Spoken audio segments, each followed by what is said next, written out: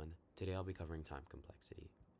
Time complexity is a measure of an algorithm's efficiency, but it's not a measure of the number of seconds, as that's very hardware dependent.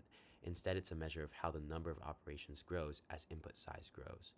We often use big O notation to measure time complexity, which measures the worst case scenario for an algorithm. There are many different common time complexities, but some include O of 1, or constant time, in which the number of operations never grows despite the input size growing. O of log n, in which the number of operations grows logarithmically with respect to input size. O of n, in which the number of operations is proportional to input size. And some of the bad ones are O of n squared, in which there's a quadratic relationship between the two quantities, and O of 2 to the n, which is exponential, which is horrible. Now, to figure out the time complexity, you first want to decide what your input into your algorithm is. This could be the size of an array or the length of a string.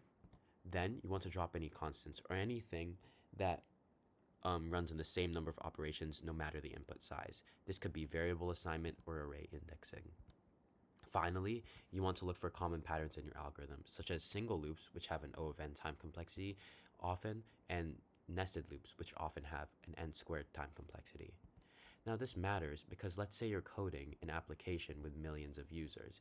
If you had a feature that ran on an algorithm with an O of n time complexity, that feature would be very fast and scalable, and the user would have a good experience. But if that same feature relied on O of n squared, an algorithm with an O of n squared time complexity, it would be very slow and practically unusable for the millions of users. Thank you guys for watching.